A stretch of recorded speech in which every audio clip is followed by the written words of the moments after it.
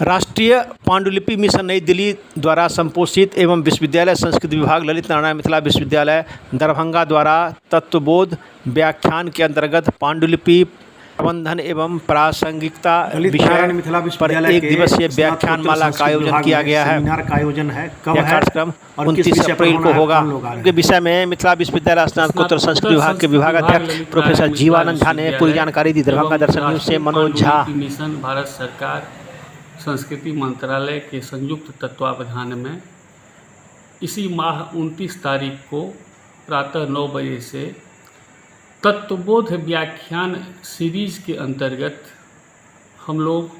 पांडुलिपि प्रबंधन एवं प्रासंगिकता विषयक एक व्याख्यान कार्यक्रम का आयोजन कर रहे हैं। यह कार्यक्रम प्रातः 9 बजे से होगा। उस दिन विश्वविद्यालय बंद है, तथापि दिल्ली से निर्देश मिला था कि इसी माह में कर लेना है और 30 को हम लोग एक अन्य कार्यक्रम में व्यस्त हैं, इसलिए 29 तारीख को यह कार्यक्रम आयोजित है। इस कार्यक्रम के उद्घाटन कर्त्री हमारे विश्वविद्यालय के विदुषी माननीय प्रतिकुलपति प्रोफेसर डाली सिन्हा जी अपनी गरिमामयी उपस्थिति की स्वीकृति दे दी हैं और मुख्य अतिथि कामेश्वर सिंह दरभंगा संस्कृत विश्वविद्यालय के विद्वान यशस्वी प्रतिकुलपति प्रोफेसर सिद्धार्थ शंकर सिंह और इस उत्तर बिहार के पांडुलिपि विज्ञान के निष्णात विद्वान शास्त्र चूड़ामणि मिथिला स्नातकोत्तर संस्कृत अध्ययन एवं शोध संस्थान का जाहिर है कि अध्यक्ष संस्कृत विभाग की ही होगी और विशिष्ट अतिथि के रूप में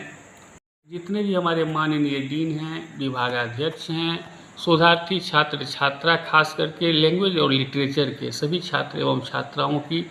गरिमामयी उपस्थिति होगी। विषय आज के दिन में बहुत कारण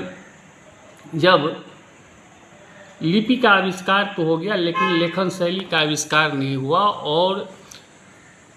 गुरु शिष्य परंपरा में जहाँ श्रवण के माध्यम से, यानी श्रवण अर्थात बोलने और सुनने के माध्यम से शिक्षा दी जाती थी गुरुकुल परंपरा में, जहाँ उस समय जो पांडुलिपि पर लोग लिखते थे और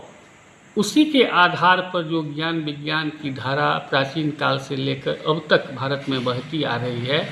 उसमें कुछ तकनीकी दिक्कतें थी, कठिनाइयाँ थी, त्रुटियाँ थी। जैसे श्रवण दोष के कारण आप हम सब जानते हैं कि दक्षिण भारत के लोग विद्वान ऋ का उच्चारण रु के रूप में करते हैं। हम उत्तर भारत के लोग जैसे ऋग्वेद को ऋग्वेद कहते हैं और दक्षिण भारत के लोग ऋग्वेद कहते हैं कि पाठांतर की भरमार है, जिसके कारण अर्थ का भी अनर्थ हो जाता है। तो ऐसी पांडुलिपि जो किसी एक ही विषय पर विभिन्न क्षेत्रों के विद्वानों द्वारा लिखा गया है, उसमें समानता नहीं है। उस असमानता को समानता में परिवर्तित करने के लिए विगत 2 दशक से भारत सरकार और प्राइवेट संस्था भी कार्यरत हैं। अभी जैसे हमारे